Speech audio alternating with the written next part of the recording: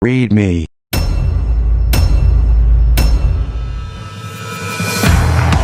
There's some protests happening down outside the Capitol.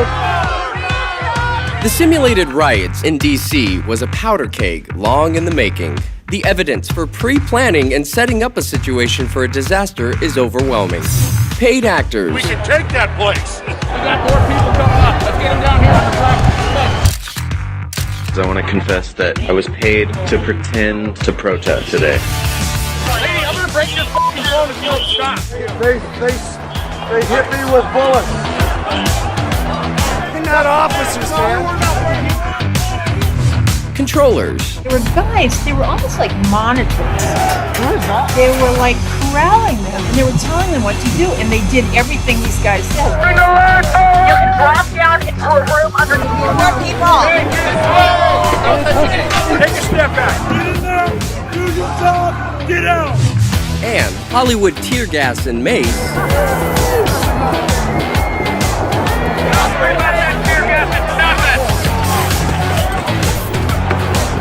All on display for hundreds of professional photographers conveniently on scene.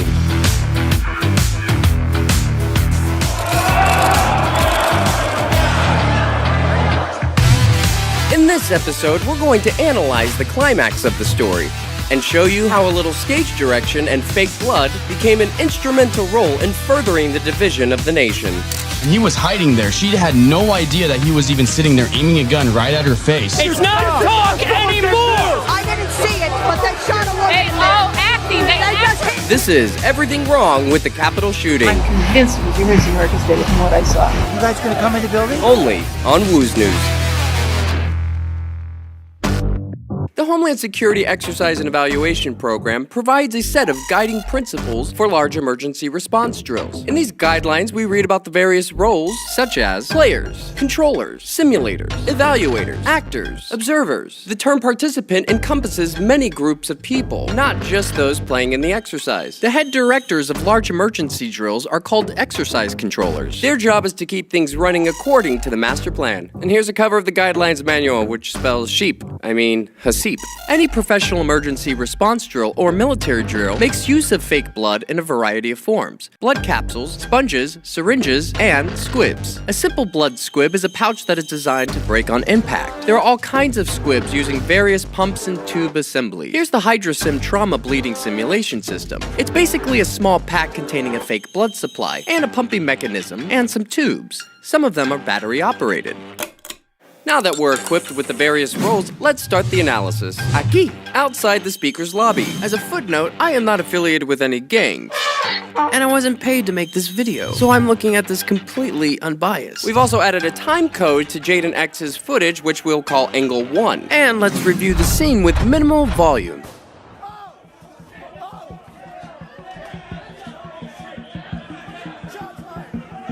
You'll notice how much chaos is happening on screen, yet our eyes are fixed to the woman because that's what we're here to see. No one seems to be concerned with being the next target. It's bang, action. It should be noted that everyone in the room knows what's going to happen. They all play towards the camera. Now, let's take a look at some of our characters. Adam Gray, our photographer. Taylor Hanson, Vetter, Rufio, Fredo, Yellow, Data, Jaden, Thomas Barani, Ninja/Evaluator, Secret Agent Man, or as I like to call him, Sam, Medic/Controller, Parrot Blocker, Shades, Red, SWAT 1 and SWAT 2, Frickin' Frack, and our star, Rabbit. We're gonna break this down together, and we're gonna analyze this with 6 different angles, and in chronological order. Let's do this.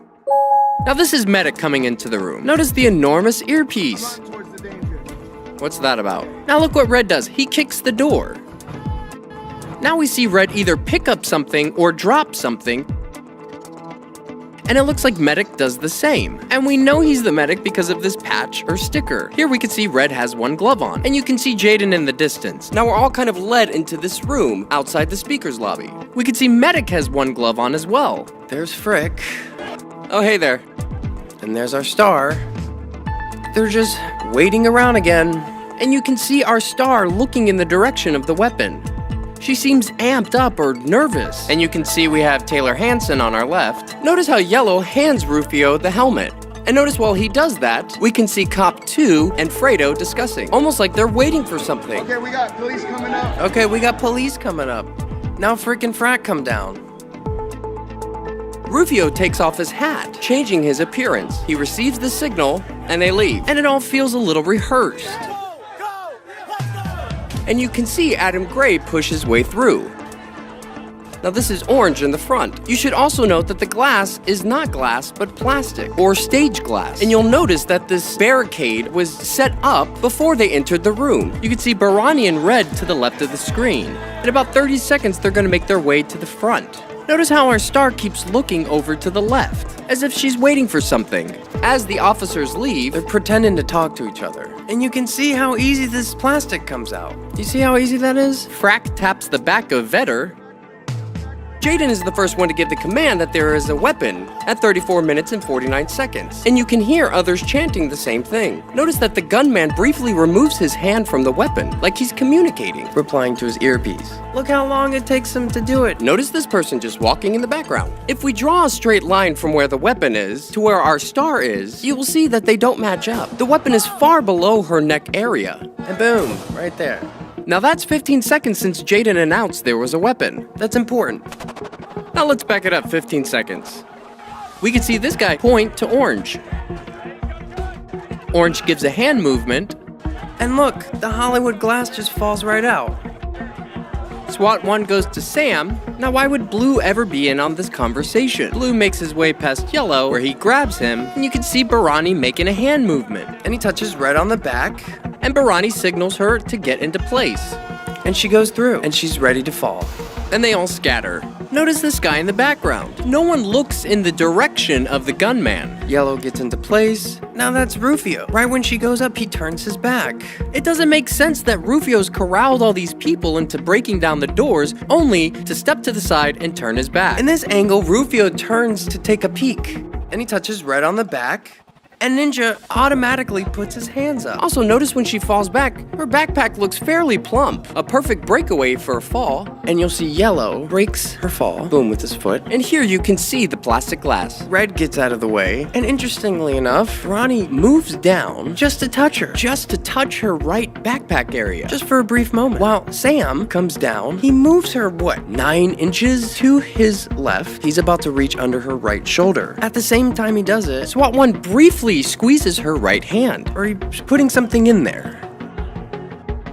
When Sam picks her up, she puts her hands in front of her face. It almost appears that she opens her eyes right there, and she just puts her hands down. Boom, she's set down, and then her elbows go down as Data and Orange move into place. Now Sam's gonna make a big hand movement. His left hand is still under her right shoulder, trying to give her a back massage and shit. Who writes this? And look how she's laying. She's still got her right leg up. It's only been 11 seconds since the weapon went off. And here you can see her curl the side of her mouth up, while a drop of blood runs out from under her nose, which takes less than 16 frames. Here it is in real time. No blood. And there it is. And she has her hands like she's about to give a shadow puppet performance. It's just an interesting face to make. No suffering. It's like, boom, instant death. She's basically using that backpack as a pillow. All the while, look to Sam's right. There's Ninja. And Ninja's been there all along. And he comes down with him. And it almost looks like she has a smile on her face. It's almost like a Mona Lisa. And she's holding her right hand clenched like she has something in there. Now you have SWAT 1 coming in, playing a scene blocker. And notice how Rufio is just clamoring over SWAT 3, because there's quite a bit of photographers in that room. Now look, frickin' Frack. He grabs him in the back, and he puts his hands up. See how he just grabs him and he puts his hands up? They were friends earlier, remember? And look at Barani. Okay guys, I'm just gonna pull out my phone. And notice how he looks at his hand. He's gonna do that a couple times. And there's a reason for that. So now SWAT 1's making his hand movements, you know, the big pointing. And now he's gonna put up his weapon. And he does this little dance with his knees. Okay, thank you. Thumbs up. Like he's pretending to talk to someone. And he's like, thumbs up. And now Data moves in. He clumsily takes his book bag off. Now here it gets really strange. With the exception of her nose, at this time code we see there's no blood on her. 3517. We're gonna see her pop in right there. Nothing. 3521. But wait, boom. 3525. 4 frames. That's 4 seconds. And now it looks like she's devoured some small woodland creature. Don't you love how blood defies gravity? But how is that possible? Let's back it up 4 seconds.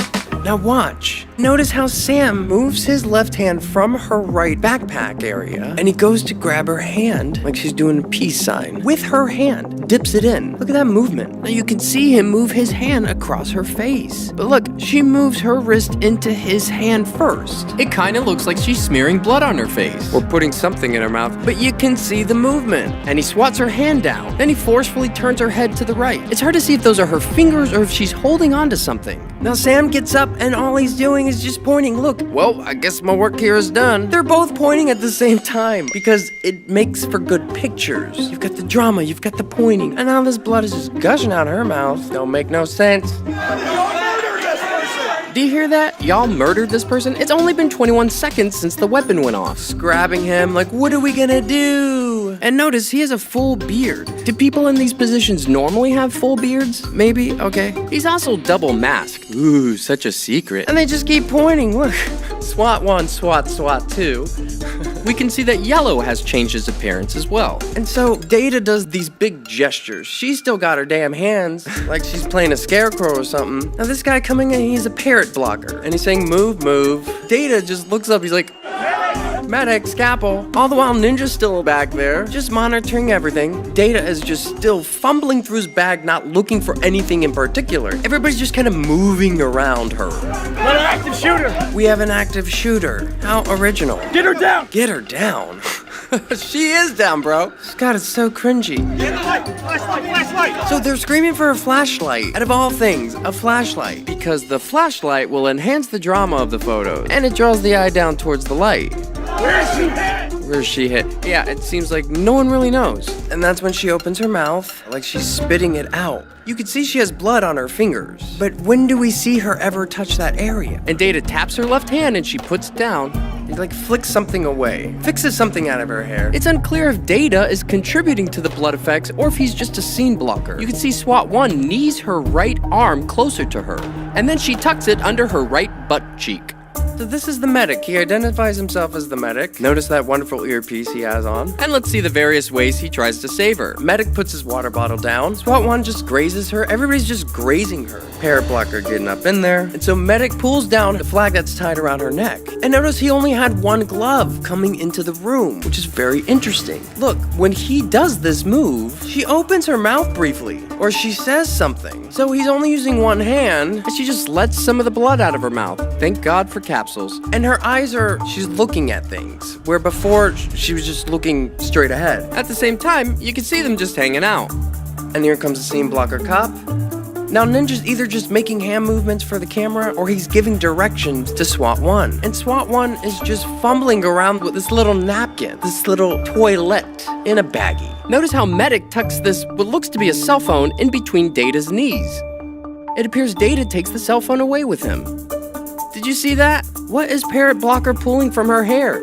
And here he puts it into his pocket. Parrot Blocker shouts to SWAT that he's a medic, yet does nothing. You can start to see his very small pool of blood, like the size of a cookie, right where Sam's hand was. That's when they all come out. Get back! We can't save her! Get the f*** out! We can't save her! We gotta get EMS here, guys. Now, notice Ninja just randomly puts his hands up. The cops have been next to him this whole time, and now he's putting his hands up. It's for the camera. She's dead. I caught her phone. Her eyes. Did you hear Jaden? Because he keeps repeating it over and over. He's saying the light faded from her eyes. They're all gaslighting because they know the audio is going to be recorded. So they're all kind of pointing and overacting and fumbling in their little corners. 3621, Taylor Hanson smiles.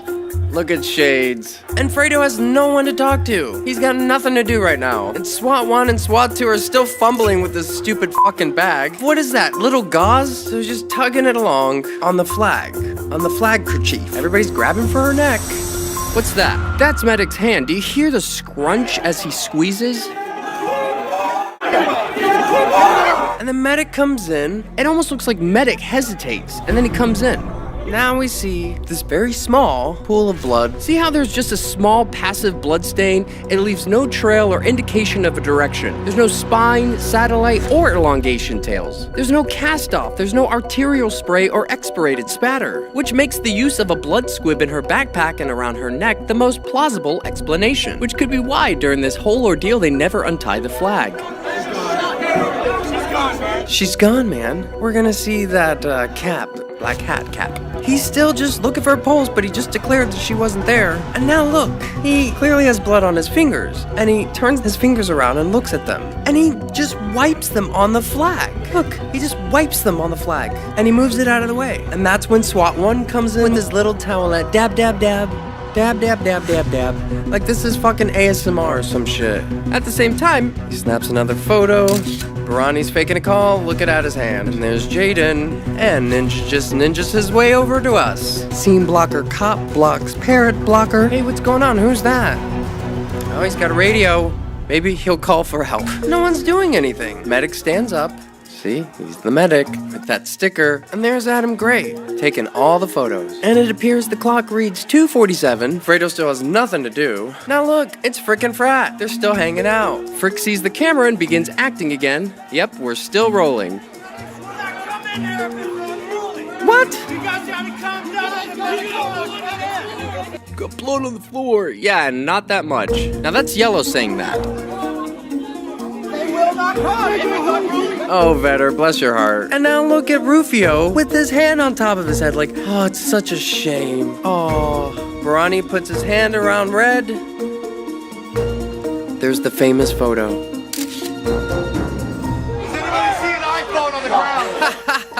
Has anyone seen an iPhone on? Nobody's doing anything. Everybody's just hanging out.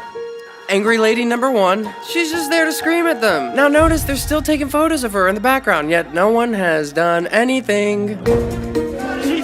She's dead, she's dead. Hanson in the background, he's got his footage. This is, oh no, we'll see him later. Barani motions to medic, and now Fredo motions for Bike Cop 1. Look, more pointing, more big hand movements. Do you see any blood on Sam right now? He put gloves on, and he's got little paper towels, or something. Maybe it's a script. They're still just getting all the pictures. Shades is making his big hand movements. Oh, he's grabbing Barani, but notice Barani puts his hand on his back, or he grabs him, and he lets go. Big hand movements. It's Jazz Fingers. And there goes Adam Gray. What's up, bro? Who later gets fake arrested. And then Red is pushed out with Data. See, they've already made one. And look how uniform they are. Looks like they made it just in time, even though they don't go out that way. And there she goes, with her book bag and flag still wrapped around her. Luckily, they don't have that far to go, just right out that door. Is that normal? Is that normal protocol? You would think if it was as easy as for everybody else to get into the Capitol, it would be for paramedics. Now we see Sam on the other side of the door, and we see he's littered his latex gloves on the Capitol floor next to the blood. No one would ever do that, unless it was to add drama to the photos. So that's our pool of blood. That sad, pathetic pool of blood. This is classic. Oh, you just stepped in the crime scene. Guys, you can't make this stuff up. I think he does do it intentionally because it creates a transfer pattern from the heel of his boot. It adds drama to the photos. He intentionally does that. Is that a cop? Come on, guys. Is that a cop? Are these cops? And now they put the black ski cap over the blood. They've got the photos. And that's the guy who stepped in it, now changing his appearance. And those are the sad, pathetic droplets from one malfunctioned squib. Now, let's take a look at the aftermath.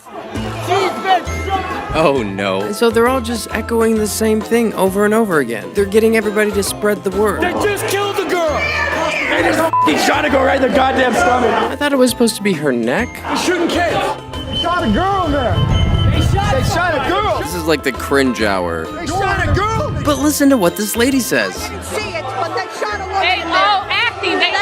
That's amazing. It completely validates everything we're doing here. And notice coming down the stairs like a damn 80s movie, Thomas Barani. With his hand up, he's about to stop on the stairs and just start screaming. Shot her and killed her. And then no one's gonna pay attention. Wow. And now he caught somebody's attention. Shot her with the gun through the neck. Fell back into my hand. Bro, why are you lying? Oh, don't you mean your hand fell back into her book bag? Man, this guy's such a creep. He's not talk anymore! This is too much. God, this is so hard to look at. And here he is They again. shot her in the neck, and she fell back on me and started saying she was fine at school. What? Guys, you know none of that happened. And then she started kind of like moving weird. Okay, that's true. It could have been me, but she went in first. This could be you or your kids. Jesus. And here they're whisking her away on a stretcher. Notice these highlighter badges on all of them. Maybe you can tell me what these are. And maybe you can tell me what this black waistband is. Ooh, looks like they did a touch-up. He totally has his hand on her boob. And you can see she's clearly still alive. And notice all of these van shuttles in the background. Hey, look, it's SWAT 1. What was that about? Even Taylor Hanson got a spot on TV. And the minute that she hopped up in that plane, she had no idea that he was even there. No, she only had a 15-second warning. Bruh. From the first scream to her taking it to the neck. 15 seconds. He shot her right in the neck. Oh, now it's her neck. Hopefully Jaden will get it right. Yeah, so basically all the protesters kind of stormed to get into the chamber.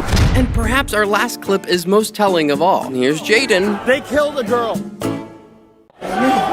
They killed the girl. I deadass have it on camera. They shot her. I seen this shit on camera. They had. I guess we're all done. Yeah, so fuck it.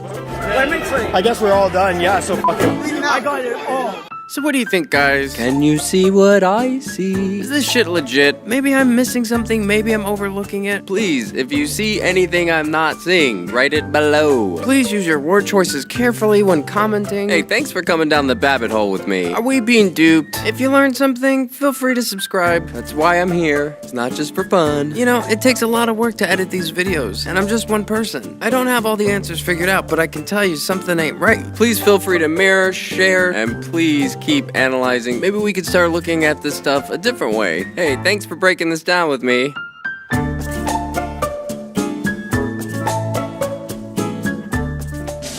We just figured out Woo's news because we're fucking smart.